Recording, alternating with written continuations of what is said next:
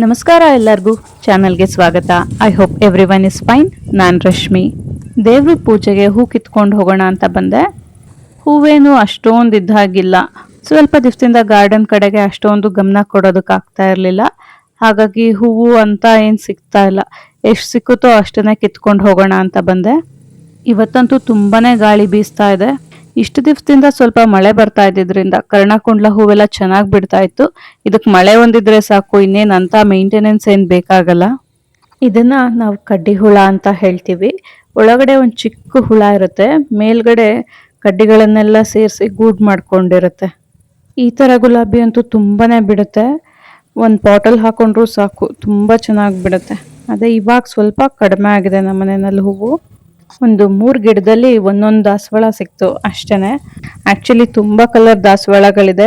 ಮುಂದೆ ಬರೋ ವ್ಲಾಗ್ಸ್ ಅಲ್ಲಿ ತೋರಿಸ್ತೀನಿ, ಫಾಲೋ ಮಾಡ್ತಾ ಇರಿ. ಹೂವಿನ ಗಿಡಗಳ ಜೊತೆಗೆ ಒಂದು ಮಲ್ಬೆರಿ ಗಿಡನೂ ನೆಟ್ಟಿದೀವಿ. ಇವಾಗ ಕಾಯಿ ಬಿಡೋದಕ್ಕೆ ಸ್ಟಾರ್ಟ್ ಆಗ್ತಾ ಇದೆ, ನೋಡಬಹುದು. ತುಂಬಾ ಬಿಸಿಲು, ಸರಿ ಕಾಣಿಸ್ತಾ ಇದೆಯೋ ಇಲ್ವೋ ಗೊತ್ತಾಗಲ್ಲ.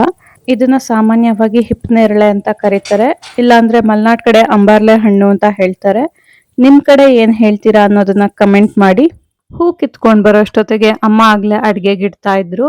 ಸ್ವಲ್ಪ ಕಾಯಿ ತುರ್ಕೊಡು ಅಂತ ಹೇಳಿದ್ರು, ಹಾಗಾಗಿ ಕಾಯಿ ತುರ್ಕೊಡ್ತಾ ಇದ್ದೀನಿ. ಕಾಯಿ ತುರಿತಾ ಇನ್ನೇನು ಅದು ಇದು ಅಂತ ಏನೋ ಒಂದಷ್ಟು ಕತೆ ಮಾತಾಡ್ಕೊಂಡು ಕೂತಿದ್ವಿ.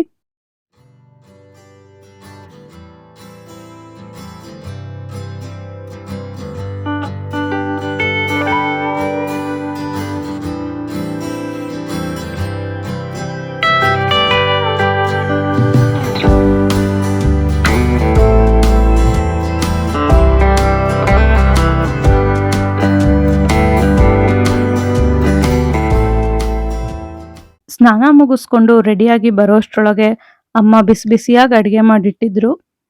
ಕೆಲವೊಂದ್ಸಲ ಏನೋ ಡೈನಿಂಗ್ ಟೇಬಲ್ ಅಲ್ಲಿ ಕುತ್ಕೊಂಡು ಊಟ ಮಾಡೋದಕ್ಕೆ ಬೇಜಾರಾಗುತ್ತೆ. ಅವಾಗ ಹೀಗೆ ಸೋಫಾ ಮೇಲೆ ಕುತ್ಕೊಂಡು ಟಿವಿ ನೋಡ್ಕೊಂಡು ಆರಾಮಾಗಿ ಊಟ ಮಾಡ್ತಾ ಇರ್ತೀನಿ.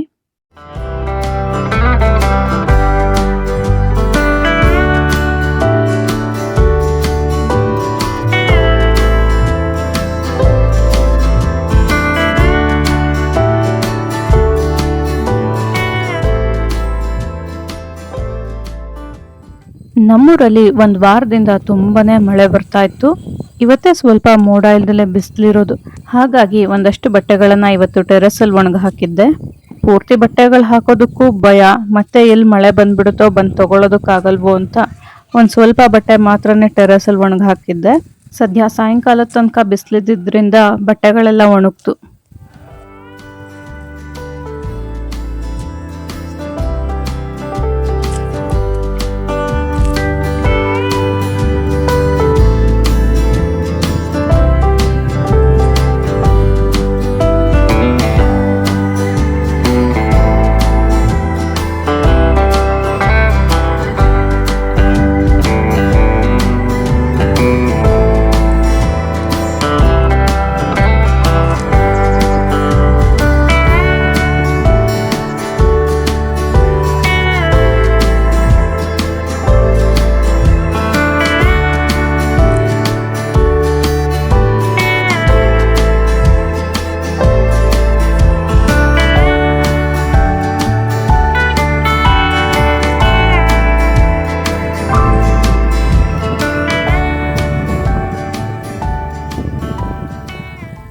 ಇವತ್ತಂತೂ ಗಾಳಿ ಚೆನ್ನಾಗಿ ಬರ್ತಾ ಇದ್ದಿದ್ರಿಂದ ಟೆರೆಸ್ ಎಲ್ಲ ಇನ್ನೊಂದು ಸ್ವಲ್ಪ ಹೊತ್ತಿರೋಣ ಅಂತ ಅನ್ನಿಸ್ತಾ ಇತ್ತು.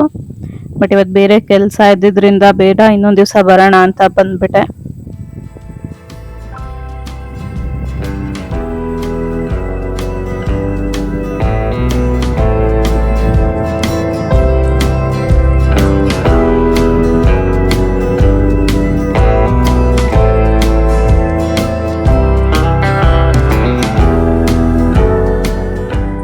ಕಾರ್ತಿಕ್ ಮಾಸ ಇರೋದ್ರಿಂದ ಸಾಯಂಕಾಲ ದೇವ್ರ ದೀಪ ಹಚ್ಚಿ ಮುಂದ್ಗಡೆನೂ ಬಾಗ್ಲಿಗೆ ಮತ್ತೆ ತುಳಸಿ ಮುಂದೆ 2 ಕಡೆನೂ ದೀಪ ಇಟ್ಟೆ.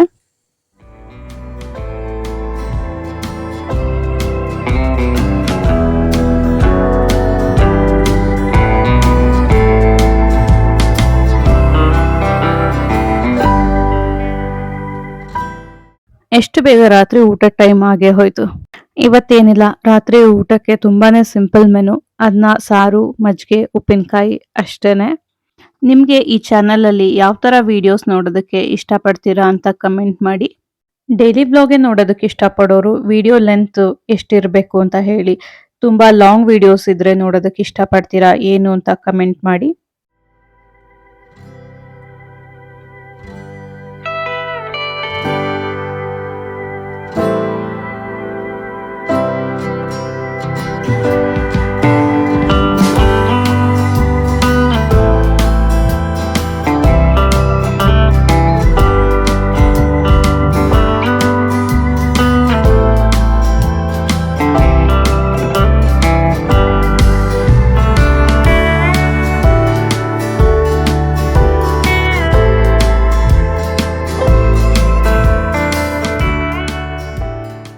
ಊಟ ಎಲ್ಲ ಮುಗಿಸ್ಕೊಂಡು ಹಾಗೆ ಒಂದು ಸ್ವಲ್ಪ ಹೊತ್ತು ವಾಕಿಂಗ್ ಮಾಡಿದೆ.